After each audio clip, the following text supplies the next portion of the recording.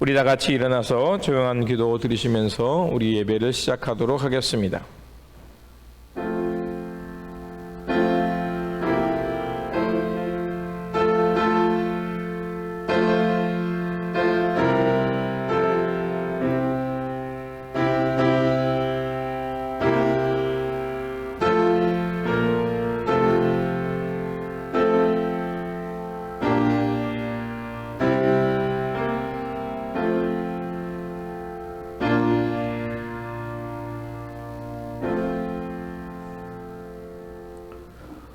우리는 보이는 것을 바라보는 것이 아니라 보이지 않는 것을 바라봅니다.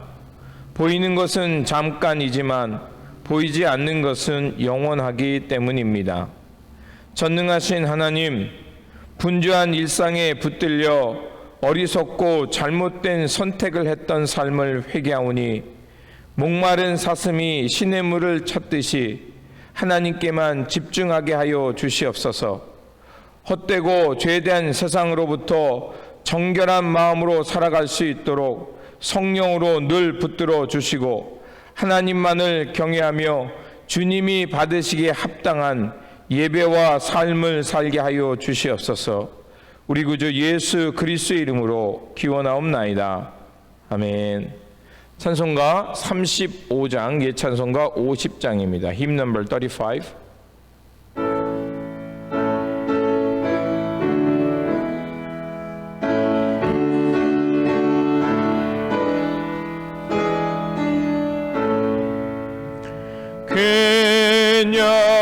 영화로신 주 이곳에 오셔서 이 모인 자들로 주 백성 삼으사 그 중에 항상 계시고 그 중에 항상 계시고 큰 영광 나타내소서.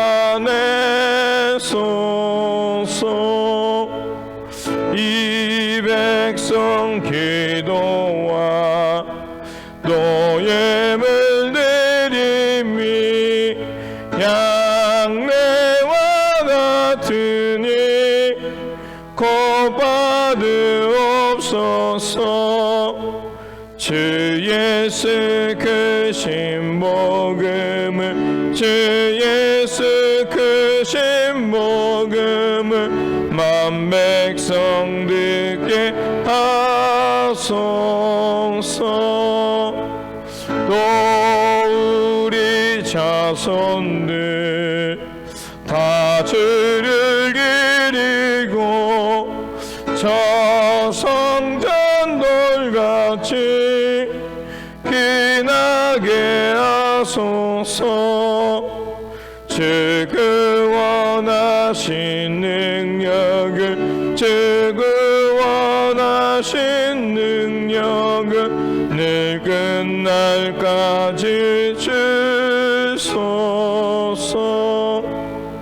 주 믿는 만민이 참 진리 지키며 예성너들같이 주 찬송하다가 저 천국 보좌 앞에서 저 천국 보좌 앞에서 늘 찬송하게 하소서.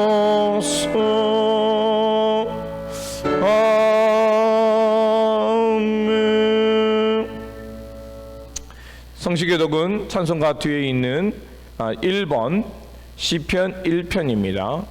성시교독은 찬송가 뒤에 있는 교독문 1번 시편 1편입니다.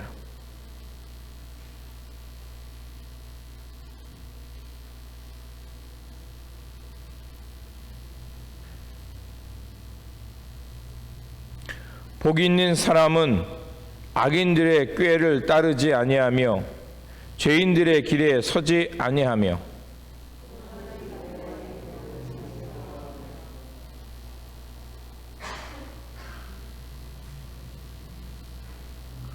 오직 여호와의 율법을 즐거워하여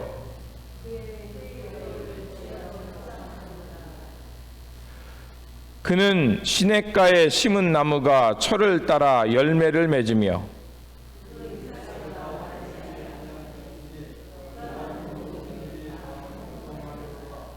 악인들은 그렇지 아니하며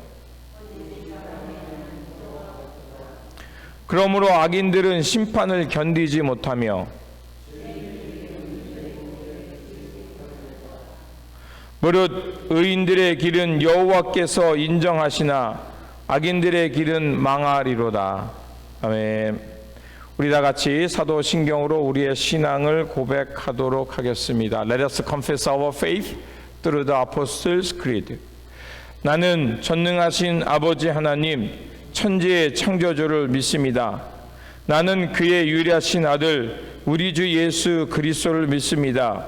그는 성령으로 잉태되어 동정녀 마리아에게서 나시고 본디오 빌라도에게 고난을 받아 십자가에 못 박혀 죽으시고 장사된 지 사흘 만에 죽은 자 가운데서 다시 살아나셨으며 하늘에 오르시어 전능하신 아버지 하나님 우편에 앉아 계시다가 거기로부터 살아있는 자와 죽은 자를 심판하러 오십니다.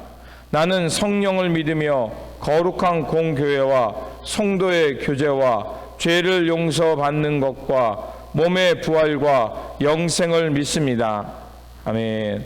다 자리에 앉으시겠습니다. 공동기도문으로 함께 기도하도록 하겠습니다. 공동기도문은 이 앞에 스크린과 주보에 나와 있습니다. 우리 함께 이 기도문으로 기도하도록 하겠습니다. 자비하신 하나님, 우리의 나아갈 길이 되어 주시는 주님의 이름을 찬양합니다.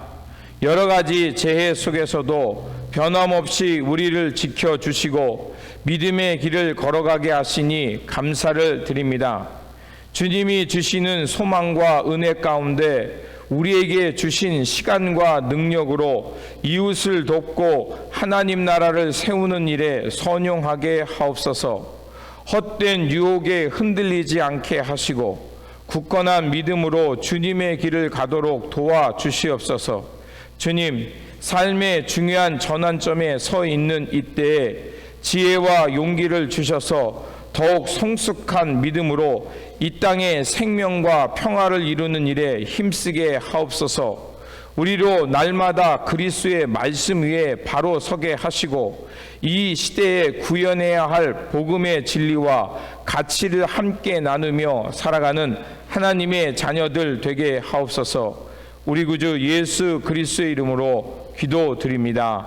아멘. 위로의 말씀을 드리겠습니다. 위로의 말씀은 시편 43편 5절입니다. 내 영혼아, 내가 어찌하여 낙심하며 어찌하여 내 속에서 불안해하는가? 너는 하나님께 소망을 두라. 그가 나타나 도우심으로 말미암아 내 하나님을 여전히 찬송하리로다. 아멘. 찬송가 452장, 예찬송가 505장입니다. 이 찬송 마지막 찬송 부르실 때 우리 홍민희 권사님 저 뒤에 있는 헌금 바구니를 앞으로 가져다 주시기를 부탁을 드립니다.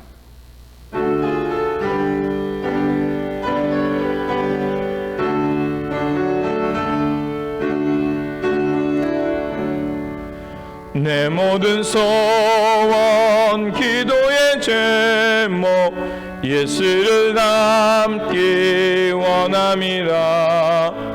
예수의 형상 나 있기 위해 세상에 보아 끼졌네. 예수를 닮기 내가 원하네. 날 구원하신 예수님은 내 마음속에 지금 거둬서 주님의 영상 인치소서. 무한한 사랑 풍성한 긍휼 슬픈 자 위로하시는 주. 길 잃은 죄인 부르는 예수 그 영상 담게 하옵소서. 예수를 닮게 내가 원하네. 날 구원하신 예수님을 내 마음속에 지금 거둬사 주님의 영상 인치소서. 겸손한 예수 거룩한 주님 원수의 멸시 참으시사 우리를 위해 고난을 받은 그 주를 닮게 하옵소서. 예수를 닮기 내가 원하네. 날 구원하신 예수님을 내 마음속에 지금 거둬사 주님의 영상 인치소서. 아멘. 우리 다 같이 일어나서 찬송가 1장으로 하나님 앞에 봉헌하겠습니다. 만복의 근원 하나님 온 백성 찬송 드리고 저 천사여 찬송하세. 찬송 성부 성자 성령 아멘. 생명의 길로 인도하여 주시는 하나님, 주님의 마음을 깨닫고 하늘의 뜻을 따라 생명과 진리의 길을 걷게 하시니 감사를 드립니다. 하나님 나라의 거룩한 사명자로 부름 받았사오니 이것을 잊지 않게 하시고 날마다 하늘의 뜻을 가슴에 새기며 십자가의 길을 걷게 하여 주시옵소서. 오늘도 내려주신 은혜 감사하여 예물 드리오니 기쁘게 받아주시고 성별하사 이 땅에 천국 복음을 전하는 일에 사용하여 주시옵소서. 그래서 이 물질이 쓰여진 곳마다 하나님 나라의 평화가 임하게 하여 주시옵소서. 주님의 몸된 교회에 헌신을 다하는 성도님들을 기억하여 주시고 각 가정들 위에 임재하사 그리스도의 평강이 넘쳐나게 하시고 자녀들을 기억하여 주셔서 하나님의 돌보심 속에서 날마다 형통의 삶을 살게 하여 주시옵소서. 우리 구주 예수 그리스도의 이름으로 기도드립니다. 아멘.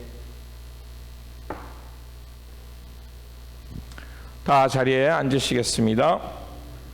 성경 말씀은 마가복음 9장 30절에서 37절입니다. Today's scripture reading is Mark chapter 9 verse 30 through 37. 마가복음 9장 30절에서 37절입니다. 우리 교대로 읽고 37절 말씀 같이 읽도록 하겠습니다. 마가복음 9장 30절에서 37절. 그곳을 떠나 갈릴리 가운데로 지날새 예수께서 아무에게도 알리고자 아니하시니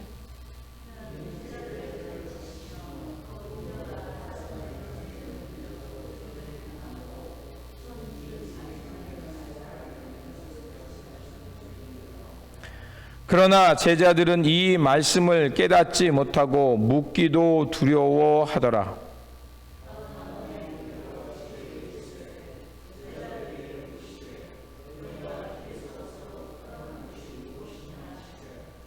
그들이 잠잠하니 이는 길에서 서로 누가 크냐 하고 쟁론하였음이라.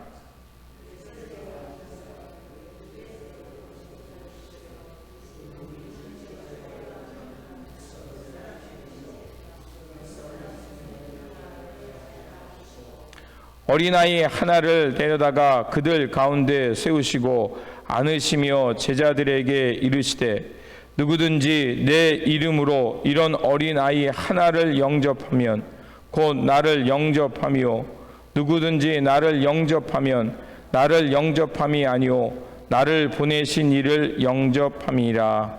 아멘. 교회 소식을 전하도록 하겠습니다. 우리 계리 권사님 또 좌한 성도님 민우식 권사님 건강상의 문제가 있는데 잘 회복될 수 있도록 여러분 기도해 주시기를 부탁을 드립니다. 그리고 미얀마와 아프가니스탄의 평화가 임할 수 있도록 여러분 늘 기도해 주시기를 부탁을 드립니다. 그리고 2부 예배 후에 스질링 고깃집에서 한동석 장로님, 한미영 집사님께서 식사 대접을 해 주시겠습니다. 우리 거기 가서는 좀 어수선하니까 가시기 전에 여기 예배 끝나고 모여서 식사 기도를 하고 출발하도록 하겠습니다. 그게 좋을 것 같습니다. 그리고 식사 기도는 또 하시고 싶으신 분들은 테이블에서 가장 연장자가 알아서 기도하시고 식사를 하시면 되겠습니다. 그리고 다음 주에는 우리 송병윤 집사님 추모 예배가 있습니다. 그래서 주일날 예배 끝나자마자 바로 우리 송병윤 집사님 추모 예배를 드리도록 하겠습니다. 그리고 우리 김재복 권사님, 김정선 집사님 어머님 댁에 가신 것 같고요. 그리고 강수잔 집사님 남편분 아마 눈 수술 때문에 산호세 가셨습니다. 그리고 다른 빠지신 분 계십니까? 주옥자 권사님은 따님네 가셨죠? 몸이 안 좋으셔요? 아이고, 예.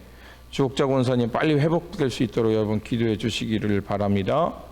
다른 빠진 광고 없으시죠? 예, 그러면 우리 앉으신 자리에서 이제 인사하실 수 있는 범위 내에서 우리 인사하겠습니다. 만나서 반갑습니다. 주님의 평안이 함께 하시기 바랍니다.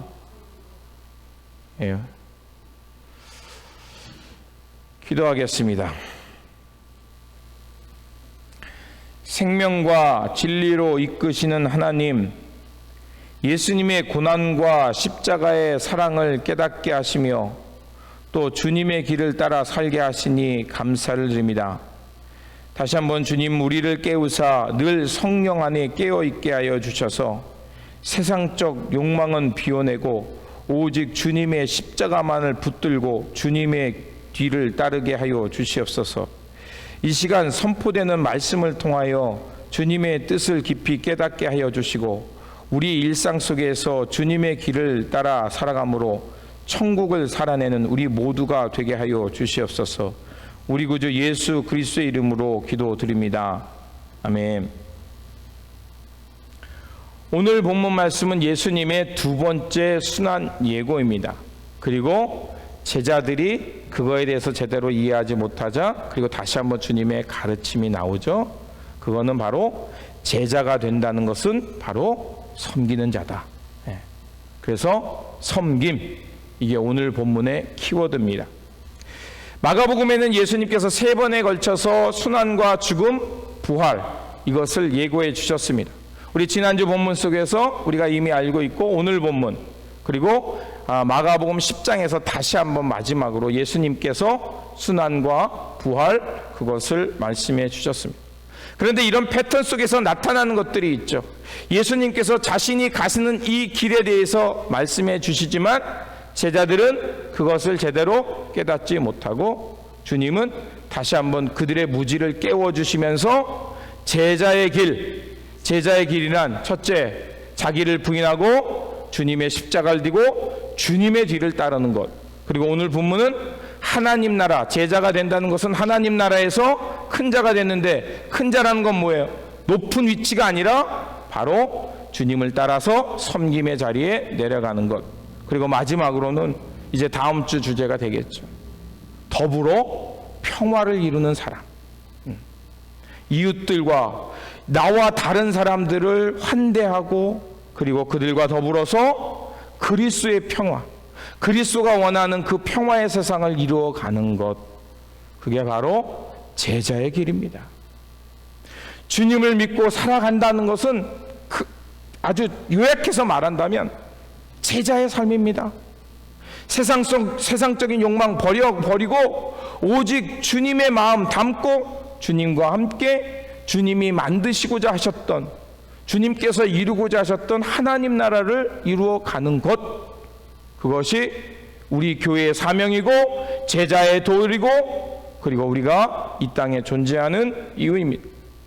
자, 예수님께서 지난주의 말씀에 의하면 베드로의 고백 들으시고 첫 번째 순환 예고를 하셨죠. 그런데 베드로가 어떻게 했습니까? 말 실수를 하죠. 말은 어디서부터 나오냐? 마음으로부터 나오니까 그가 무의식 중에 마음속에 가지고 있던 것이 덜컥 나와버렸습니다. 그것은 주님을 시험에 들게 하였고 하나님의 일이 아닌 세상의 일, 사람의 일에만 집중하고 있었던 베드로의 모습이 드러났습니다. 그리고 이제 예수님으로부터 꾸지람을 듣고서 제자의 길이란 앞에서 말씀드린 대로 내 욕망, 내 의가 아니라 하나님 나라의 의, 하나님의 마음 따라 사는 것임을 말씀해 주셨습니다. 그리고 오늘도 두 번째 다시 한번 예수님께서 십자가에 돌아가시고 부활하시는 그 말씀을 해 주십니다. 하지만 오늘 우리가 본문을 통해 알 수 있듯이 제자들은 여전히 주님께서 이 말씀을 하신 이유를 깨닫지 못합니다. 그런데 오늘 본문에 보니까 아무도 두려워 묻는 사람이 없다라고 말합니다. 그도 그럴 것이 그들이 예수님이 베드로를 꾸짖었던 일을 그들이 알고 있었기 때문이고, 또 하나는 여전히 예수님이 예루살렘에 올라가서 죽임당할 거라는 것을 상상조차 하고 있지 않았기 때문입니다. 그들은 여전히 그들의 생각 속에 무엇을 갖고 있었냐면 메시아 주님을 통해서 다시 다윗 왕조와 같이 로마의 압제에서 로마를 몰아내고 이제 다윗 왕조와 같이 힘센 나라, 다윗과 왕과 같이 이렇게 왕국을 세워서 그들이 그 자리에서 한 자리 차지하는 것을 생각하고 있었던 것입니다. 자, 예수님께서 가버나움에 이르러서 제자들에게 묻습니다. 자, 길에서 너희들이 소란스럽게 했던 일이 무엇이냐라고 묻습니다. 우리가 잘 알고 있죠. 제자들이 예수님의 뒤를 따라가면서 여전히 다투었습니다. 무슨 문제로 다투었냐면 누가 제일 높은 사람인가, 누가 한 자리를 더 높은 자리를 차지할까, 예수님의 좌편에 우편에 설 것인가. 다른 복음서에는 그렇게 되어 있죠. 그것 때문에 다퉜습니다. 요즘은요 참 재밌는 말들이 참 많이 나와요. 제가 좀 이거 뭐 좀 잘못된 얘기일지 모르지만 이제 교회라는 것이 조직화되고 대형화되잖아요. 그러면 사람들이 많아져요. 그리고 직분을 맡은 사람도 많아져요. 그런데 거기에 보면 이런 일들이, 단어들이 붙어요. 수석 장로, 수석 무슨 목사, 앞에 이렇게 뭐가 수식어가 붙어요. 장로라는 직분도 부담스러운데 거기에 또 수석이라는 것이 붙어요. 참 재미있죠? 네. 여러분, 우리가 직분을 받습니다. 그렇죠? 집사 직분을 받고 권사 직분을 받고 장로 직분을 받고 저 같은 경우는 목사 직분을 받았습니다. 여러분, 이 직분이 뭘 말할까요? 저는 여러분에게 이렇게 설명드리고 싶어요.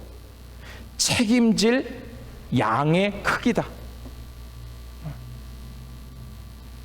여러분이 직분을 받았다는 것은 그러니 내가 집사 직분 받았으니 나는 집사만큼만 해야지, 이걸 말하는 거 아닌 거 아시죠? 이거는 그만큼 내가 내 인생과 내 삶과 내 신앙을 통해서 내가 감당해야 될 책임과 의무가 있다는 것입니다. 그것을 계급이나 랭킹으로 생각해서는 절대 안 됩니다. 여러분, 목사 직분을 받은 사람이 잘못된 일을 하면 욕을 먹죠? 그리고 많은 비난을 받습니다. 왜 그렇습니까? 목사라는 타이틀이 그만큼 책임과 또 의무를 가지고 있기 때문에 그런 거죠. 똑같습니다. 여러분이 직분을 받았다는 것은 교회에서 목사가 직분을 받은 것과 같이 여러분이 살아가는 삶의 자리에서는, 우리 개신교는 만인 제사장설이니까 여러분들이 교회에서 직분을 받았다는 것은 하나님, 내가 이 직분을 감당하면서 때로는 욕도 먹겠습니다. 그러나에도 불구하고 나는 주님의 일을 묵묵히 해내겠습니다라는 내가 하나님 앞에 선언입니다. 나이가 먹었으니, 내가 신앙생활 이만큼 했으니 나에게 이런 거 줘야 되지 않냐, 이렇게 생각하는 순간 우리는 그것을 본질을 잃어버린 거고 지금 주객이 전도된 겁니다. 여러분, 내가 직분을 받았다는 거, 여러분 다시 한번 두렵고 떨림으로 이 직분을 감당해야 될 책임이 있음을 기억하시기를 부탁을 드립니다. 아멘이 안 내오시죠? 근데 속으로 다 아멘 하셨죠? 아멘 하셨을까? 우리가 이 떨림을 잃어버리는 순간 우리는 매너리즘에 빠져버립니다. 그냥 의뢰이 당연한 것처럼 해도 그만 안 해도 그만. 여러분 절대 그렇게 생각되시면 안 됩니다. 그럴 때마다 다시 정신을 차리고 내가 깨어서 주님 안에서 내가 주님의 길을 걷는 사람이지, 주님 앞에 서는 그 순간까지 이루었다, 사도 바울의 표현처럼 이루었담도 아니요 내가 앞에 있는 표대를 향해 달려가는 것처럼 여름의 다름박질을 멈추지 마시기를 부탁을 드립니다. 자, 제자들은 그 길에서, 예수님이 길에서 무엇 때문에 소란스러우냐 묻자 제자들은 아무 대답을 하지 못합니다. 당연히 다 그럴 것이 그들도 알고 있는 겁니다. 누가 큰 자를, 누가 높은 자리를 그것을 차지할까 다투었기 때문에 그렇습니다. 오늘 성서가 우리에게 말하는 것은 예수 그리스도를 쫓는다고 하면서도 여전히 주님의 길을 알지 못하고 쫓는 사람도, 그런 인생도 될 수 있다는 것입니다. 그러니까 우리가 정신을 바짝 차려야 될 이유가 거기에 있는 거예요. 주님이 이제 집에 들어가서 제자들을 불러 모았겠죠. 어떤 성서학자는 이렇게도 해석합니다. 아마 어떤 제자는 너무 심하게 싸워서 그 집안에 들어가지 않고 밖에서 서성했다, 이런 얘기도 합니다. 서로 분통을 터뜨렸겠죠. 좌우, 이파, 저파, 교회에서 분쟁 내면 무슨 파, 뭐 장로파, 목사파, 무슨 파. 자, 그런 모습을 본 겁니다. 자, 주님께서 질문을 던지는 것은 그들이 무슨 문제 때문에 다투었는지 몰라서 그럴까요? 아닙니다. 주님은 분명하게 알고 있었습니다. 주님의 화법은 질문을 통해서 자신이 대답을 찾아가게 하는 거죠. 그러면서 주님께서 우리에게 제자도의 귀중한 가르침을 주십니다. 두 가지로 말씀드리겠습니다. 첫째, 하나님 나라에서 큰 자는 어떤 자냐? 섬기는 자라는 것입니다. 예수님께서 말씀하십니다. 예수께서 앉으사 12 제자를 불러 이르시되 아무든지 첫째가 되고자 하면 뭇 사람의 끝이 되며 뭇 사람을 섬기는 자가 되어야 하리라. 여러분, 끝자리가 어디입니까? 아무도 존중하지 않는 자리, 아무에게도 관심받지 않는 자리, 그곳을 말합니다. 주님은요, 세상이 추구하는 가치를 뒤집어 엎습니다. 사람들은 첫째가 되고 싶어 합니다. 무슨 수를 써도 내가 가지고 있는 힘, 권력, 또 정보를 이용해서 남들보다 빨리, 더 멀리, 더 높이 가기를 원합니다. 그러다 보니까 어떻게 됐을까요? 여러분, 1등은 몇 명만 1등 할 수 있어요? 한 명이에요, 한 명. 어디나 1등만 기억합니다. 예. 그러면 99명은 중요하지 않은 건가요? 옛날에 뭐 어디서 제가 보았던 기사인 것 같은데, 몇 년 전인 것 같아요. 올림픽에서 대한민국 선수가 2등을 했어요. 오래전 얘기예요. 지금은 안 그래요. 오래전 얘기예요. 근데 다른 나라 3등한 선수는 좋아가지고 막 동메달 받은 것도 기뻐하는데 2등을 받았던 대한민국 선수는 풀이 죽어 있어요. 그게 사진이 찍힌 거예요. 여러분, 전 세계에서 2등도 잘한 거예요, 못한 거예요? 2등은 그만두고 국가대표가 된 것도 자랑스러운 일 아니에요? 그런데 내가 1등 하지 못했다는 것 때문에, 물론 1등이 되기 위해서 얼마나 피나는 노력을 했겠습니까? 하지만 2등도 잘한 거 아니에요. 3등도 잘한 거고, 그걸 설령 메달을 못 땄어도 그가 얼마나 열심히 수고했겠습니까? 그것도 잘한 거 아니에요?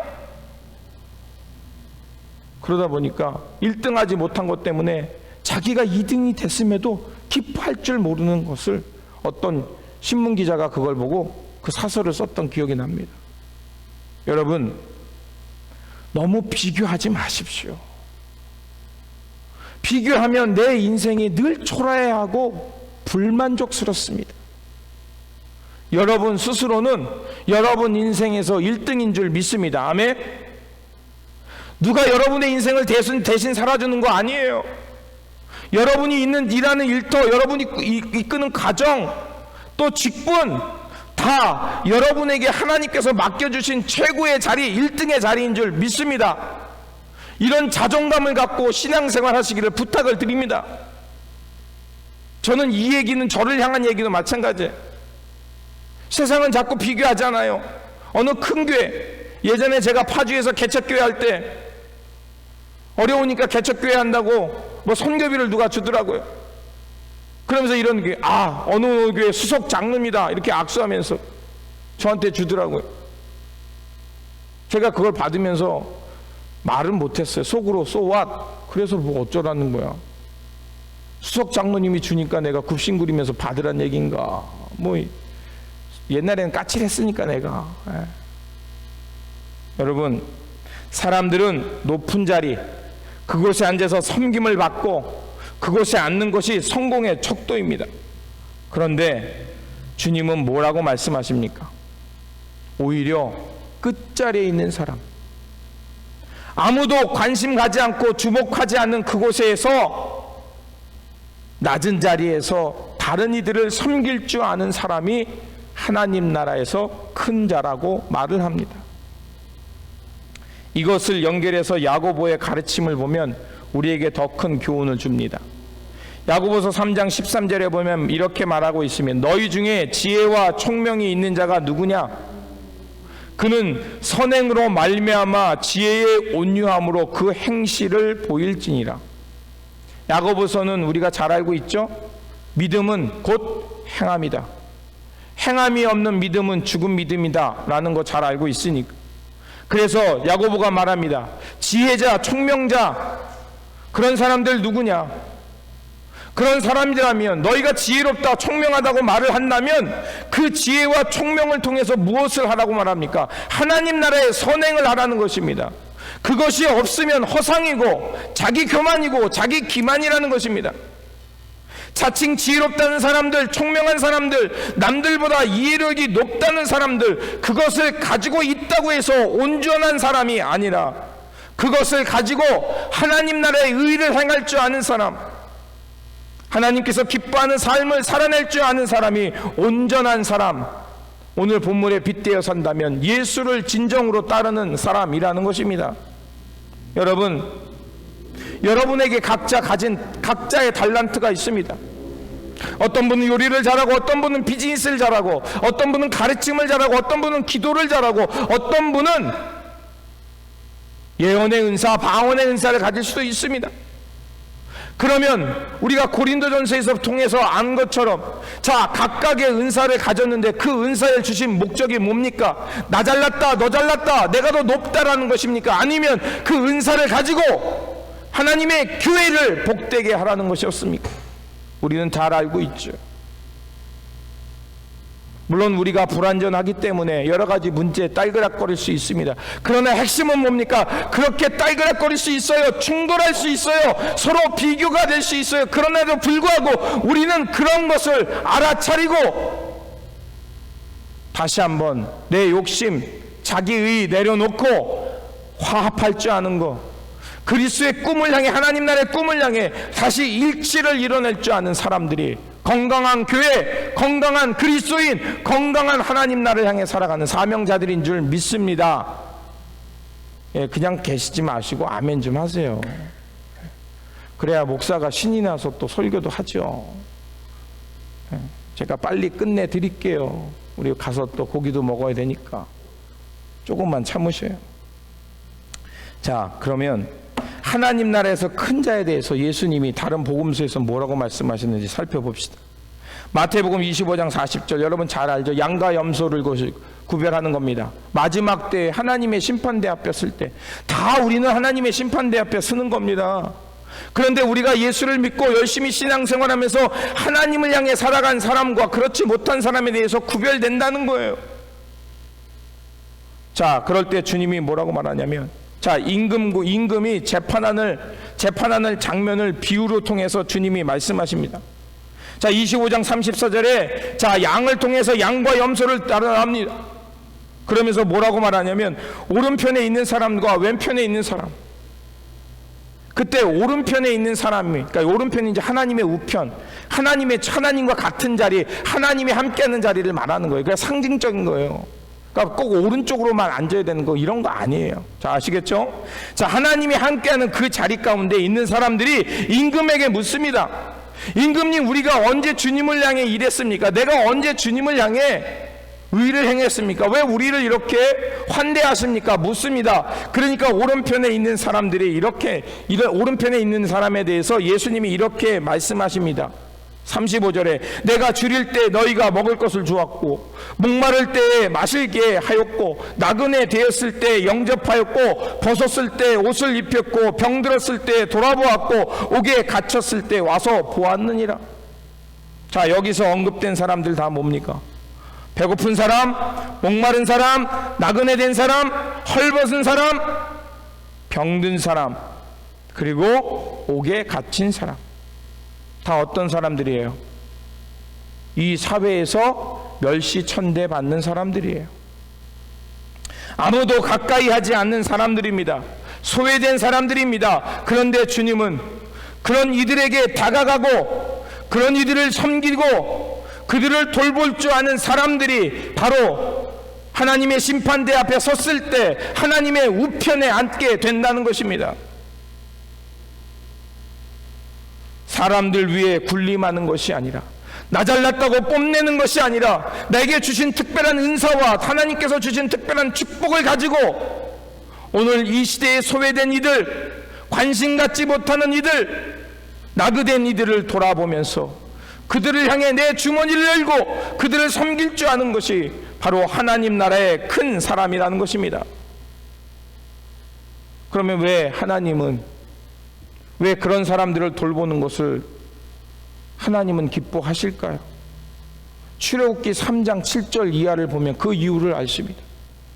하나님은 바로의 하나님입니까? 아니면 억압받고 고통당하는 이스라엘의 하나님입니까? 이스라엘의 하나님이죠. 하나님이 모세를 불러서 하나님을 드러내는, 하나님이 어떤 성품을 가지고 있는지 우리에게 말해줍니다.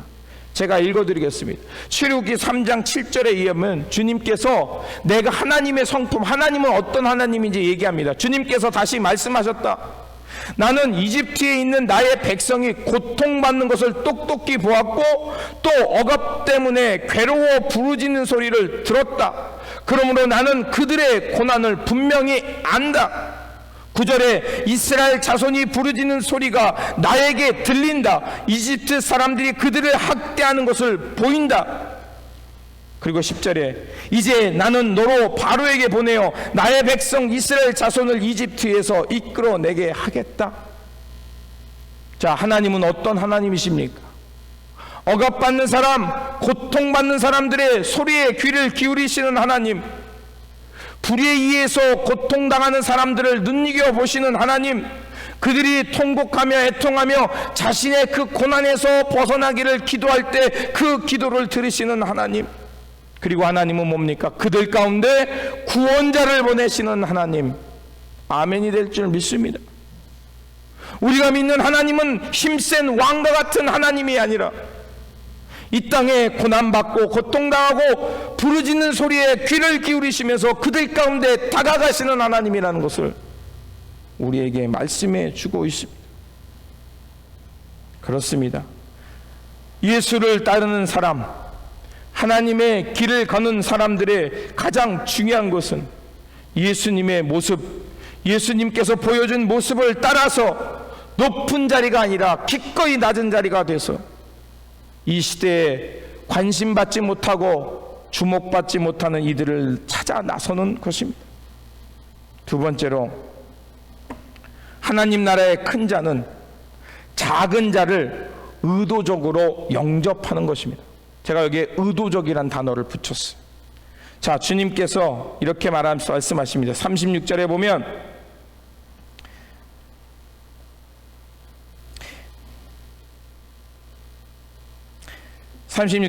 세 번역입니다.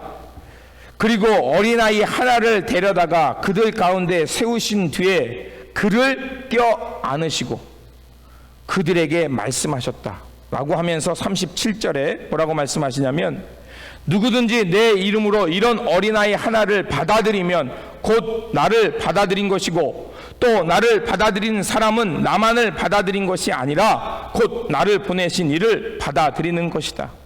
세 번역입니다. 제가 일부러 세 번역으로 읽었어요. 더 분명하게 하니까. 여러분, 주님께서 말씀하신 그 말씀의 의미를 아시겠죠? 주님께서는 어린아이 하나를 가운데 세우셨습니다. 자, 오늘 우리 예배 가운데 한다면 어린아이를 가운데 세우신 거죠. 물론 지금은 인권, 여성 존중, 평등, 어린아이에 대한 작은 자, 힘없는 자에 대한 존중이라는 것이 많이 발전되어 있습니다. 그런데 예수님이 살던 당시에는 이런 어린아이는 어떤 어린아이였을까요? 자, 예수님께서 억울하게 죽임 넣을 때 저 어린 양을 보라 라는 표현이 있죠. 어린 양이라는 것은 뭘 말하냐면 바로 힘없이 세상 폭력, 잘못된 이 사회의 부조리에 의해서 고난받는 사람, 애매히 고난받는 사람을 말합니다. 그러니까 예수님께서 어린아이를 그 가운데 세우셨다는 것은 지금 이 어린아이와 같이 애매히 고난받고 관심받지 못하고 세상 폭력에 시달리는 사람들을 주목하게 보라는 주님의 시청각 교육이었어요. 그를요, 주님이 세우신 것으로 끝나지 않고 어떻게 하셨냐면 주님이 품에 안으셨습니다. 안는다는 것은 무엇을 말할까요? 여러분이 사랑하는 자녀를 꼭 끼안죠? 왜 끼안습니까? 너와 나는 분리된 게 아니라 하나라는 것. 이 어린아이 하나를 주님이 주님의 이름으로, 즉 세상에서 관심 받지 못하는 사람을 주님의 이름으로 돌보는 거 하나까지도 주님은 다 기억하시고 그것이 곧 주님을 위한 것이라는 것입니다. 그래서요, 주님께서 내 이름으로 영접한다, 받아들인다 라는 것은 뭐냐면 그를 내 이웃으로 인정하다, 내가 그를 의도적으로 내 품에 안다, 내가 그를 내 이웃으로 내가 의도적으로 끌어당긴다, 이런 뜻이 있는 거예요. 이 시대에, 우리가 사는 시대에 가장 약한 이들이 누구일까요? 우리의 뉴스로 생각한다면 난민들 아닐까요? 전쟁에 의해서 삶의 터전을 잃어버리고 고향을 떠날 수밖에 없는 난민들 아닐까요? 이 시대에 배고파서 먹을 것을 찾아 떠나가는 사람들 아닐까요? 경제적인 불평등 때문에 아무리 노동을 해도 가난에서 벗어날 수 없는 그런 이들 아닐까요? 아무리 화려한 빌딩이 있고 화려한 테크닉이 발달해서 뭐 엄청난 과학기술이 있음에도 불구하고 그것 때문에 길거리로 내몰리는 사람들 아닐까요? 여러분, 그런 이들을 의도적으로 받아들이는 것, 내 마음을 열고 그들을 우리의 이웃으로 인정하는 것, 그것이 바로 하나님 나라에서 큰 사람들입니다. 그런데 여러분, 참 부끄러운 것도, 제가 요번에 휴가를 갔다 오면서 이제 두루두루 교인들을 좀 만나고 왔어요. 우리 사크라멘토에 가신 신집사님네도 만나고 오고, 또 시애틀에 가신 우리 김경희 권사님네도 만나고 왔어요. 간 김에. 예. 경연이 어차피 드롭해 주니까 거기서 만나고 왔어요. 자, 그래서 그렇게 드라이브를 롱 하다 보니까 아무래도 이제 호텔에서 자게 되잖아요. 부끄러운 것은 이제 오는 날에 세크라멘토 쪽에서 잤어요. 근데 이제 자려고 하면 이제 호텔을 찾다 보니까 아무래도 가격이 싼 게 눈에 들어오잖아요. 그렇죠? 우리가 그렇잖아요. 그래서 아주 싼 가격이 있길래 뭐 사진에 보니까 괜찮아요. 그래서 거기를 잡고 갔어요. 그랬더니 이게 잘못된 거라. 굽이 사크라멘토에서 어딘가를 들어가더니 별로 멀진 않았어요. 프리에서 내려서 굽이 들어갔는데 아이쿠야, 내가 거기에 딱 도달하고서 딱 알았어요. 아, 이거 잘못 왔다. 거기가 좀 할렘가인가 봐요. 그냥 모르고 간 거예요. 근데 거기에 아니달라 딱 내리자마자 마리화나 냄새가 그냥 훅 풍기는 거예요. 그리고 이 어려운 시대에 그 저렴한 모텔에 계신 분들의 상황을 여러분 대충 아시잖아요. 아마 자기 집을 잃어버리고 이빅션을 받았을 수도 있고 여러 가지, 거기엔 여러 가지 문제가 있어요. 알코올 문제, 가정폭력의 문제, 또 여러 가지 문제들이 복합되어 있어요. 그냥 우리가 그냥 에이 하고 그냥 판단할 수 없는 문제들이 있어요. 자, 그곳에 가니까 저도요, 모르는 동네에 가서 이렇게 낯선 사람들 만났잖아요. 그래서 제가 막 움츠러든 거, 어떡하지? 딴 데 갈까? 아니면 어떻게 하지? 막 무서웠어요. 그럼 어떻게 해요? 그냥 졸리니까 잤죠. 예. 자고 나서 내가 회개했어요. 하나님, 내가 낯선 이들, 연약한 이들, 이 시대에 소외된 이들 바라보라고 분명히 내가 이번 주 설교를 할 건데 제 마음이 낯선 이들 만나니까 이거밖에 안 됩니다. 저도 되게 부끄러웠어요. 알아요. 여러분들도 최선을 다하고 있고 어려운 이들 잘 돌보고 계셔요. 그런데 막상 그들과 얽히고 설키고 살아간다는 거 쉬운 거 아닌 거 저도 압니다. 우리 잘 안 돼요. 예수님의 삶을 보면 예수님은 공생애 내내 세리와 죄인들의 친구였고요, 그런 사람들을 천하시 여기고 무시하는 게 당연한 그 시대에 예수님은 그들과 함께 식사했습니다. 그런 삶을 보면 우리가 따라가기 참 어렵죠. 하지만 주님은 오늘 말씀을 통해서 진정한 하나님 나라의 큰 자, 하나님 나라의 위대한 자, greatness, 하나님 나라의 큰 자가 된다는 것은 강한 사람, 힘 있는 사람들과 동행하는 것이 아니라 어떤 주의도, 어떤 환대도 받지 못하는 사람들로 돌아볼 줄 아는 것이 곧 하나님 나라의 큰 자라고 했습니다. 그렇다면 여러분, 우리 어떻게 해야 할까요? 야고보서 4장 7절에 8절이 우리에게 그 길을 알려줍니다. 저도 마찬가지입니다. 저도 같이 여러분과 훈련해야 합니다. 제가 이 설교 말씀을 했다고 해서 저도 자유로운 거 아닙니다. 야고보서 4장 7절에 8절 성경책 가지고 있는 분들 한번 찾아보시기 바랍니다. 그리고 제가 읽겠습니다. 야고보서 4장 7절에서 8절입니다. 제가 읽어드리도록 하겠습니다. 이렇게 되어 있습니다. 그런즉 너희는 하나님께 순복할지어다. 마귀를 대적하라. 그리하면 너희를 피하리라. 하나님을 가까이 하라. 그리하면 너희를 가까이 하시리라. 죄인들아, 손을 깨끗이 하라. 두 마음을 품은 자들아, 마음을 성결하게 하라. 아멘입니다. 여러분, 주님께서 뭐라고 말씀하시냐면, 또 야고보 사도는 우리에게 뭐라고 말하냐면 하나님께 순복하라고 합니다. 순복한다는 건 뭘 말할까요? 하나님께 복종하는 거죠. 하나님께 복종하려면요, 내 뜻, 내 욕망, 내 자랑, 내 의 비워낼 때 가능합니다. 이거 고래 힘줄보다 강합니다. 내가 하나님 앞에 순복하는 척은 할 수 있지만 내가 진정으로 하나님 앞에 엎드리는 거 쉽지 않습니다. 그 길은요, 철저하게 자기 부정. 내가 하나님 앞에 하나님의 길을 걷는 사람이라는 것, 하나님이 나를 구원해 주시고 하나님의 은혜 속 은혜만이 나를 살게 한다는 것을 깨달을 때만이 가능합니다. 여러분, 철저하게 주님 앞에 엎드리시고 내 욕망을 비워내시기를 부탁드립니다. 그래야 하나님 앞에 순복합니다. 그리고 두 번째, 야고보가 뭐라고 말합니까? 하나님을 가까이 하라. 그리하면 하나님이 너희를 가까이 하시리라. 아멘이 될 줄 믿습니다. 하나님을 가까이 한다는 것, 바로 예수 그리스도의 도, 예수님이 말씀하신 제자의 길을 살아내는 것입니다.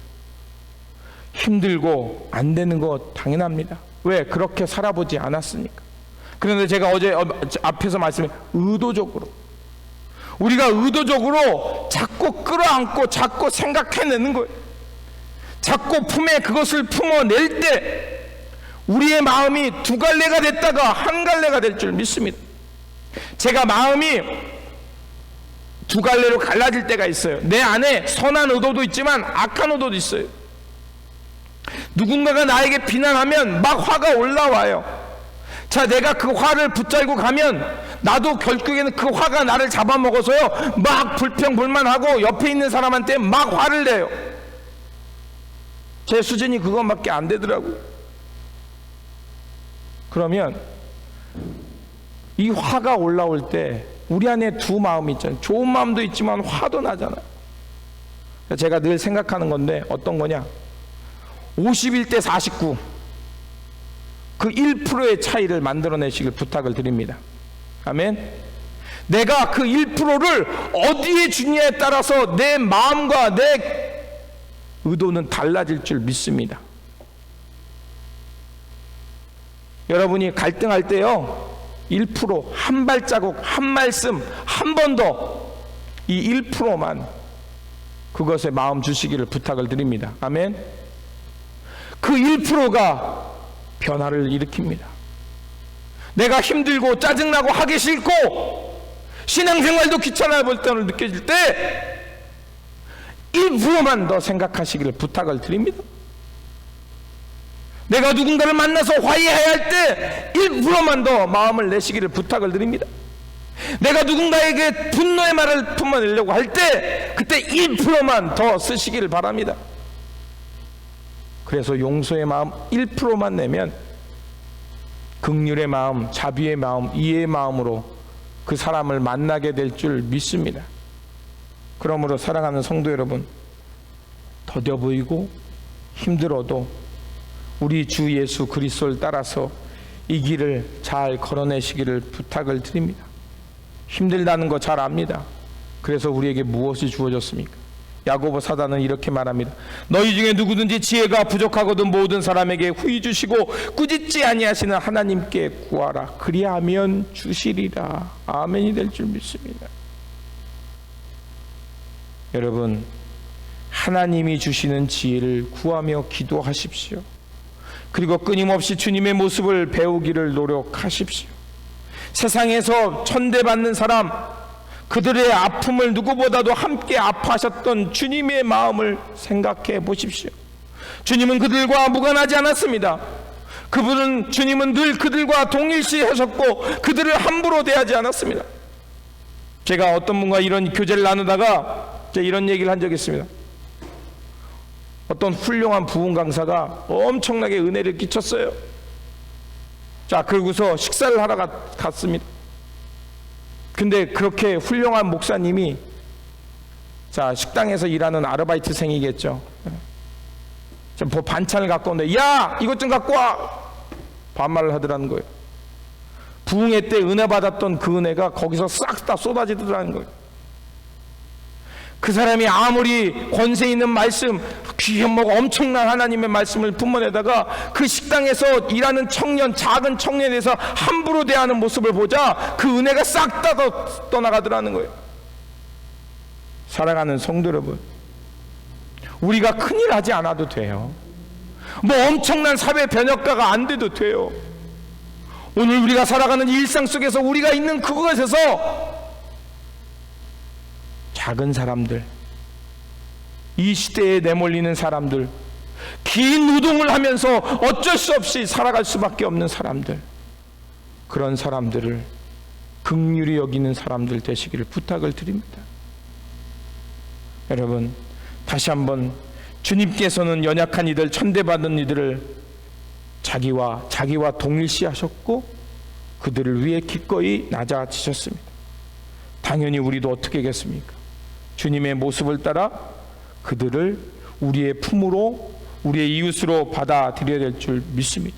그러므로 주님께서 보여주신 겸손과 섬김의 모습을 닮아가도록 기도하시면서 하나님이 주시는 지혜로 연약한 이들을 주님의 마음으로 품고 섬기면서 하나님 나라의 큰 자가 되시기를 주님의 이름으로 축원드립니다.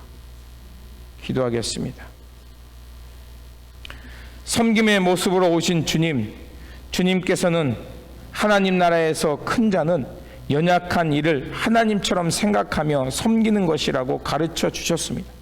그러하오니 우리도 주님의 이 모습 닮아가면서 주님이 보여주신 겸손과 순종의 모습을 따라서 작은 이들을 잘 섬기며 그들을 우리의 품에 품고 살아가는 주님의 신실한 제자들 되게 하여 주시옵소서. 우리 구주 예수 그리스도의 이름으로 기도드립니다. 아멘. 찬송가 505장 예찬송가 268장입니다. 우리 다 같이 일어나서 찬송하겠습니다. 찬송가 505장 예찬송가 268장.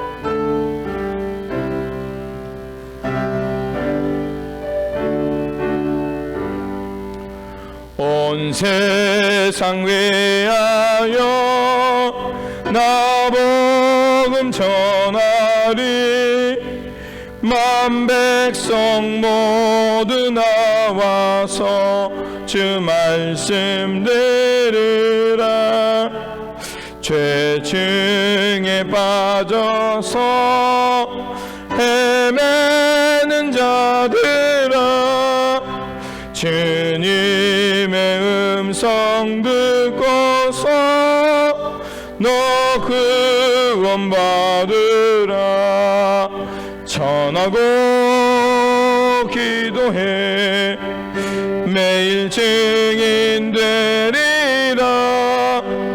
세상 모든 사람 다 듣고 그 사랑을 알도록 온 세상 위하여 이 복음 전하리. 저 죄인에게 하고서 주 예수 믿으라. 이 세상 구하려 주 돌아가신 것 나 증거하지 않으면 그 사랑 모르리. 전하고 기도해 매일 증인 되리라. 세상 모든 사람 다 듣고 그 사랑 알도록 온 세상 위하여 주 은혜 임하니. 주 예수 이름 힘입어 이 복음 전하자.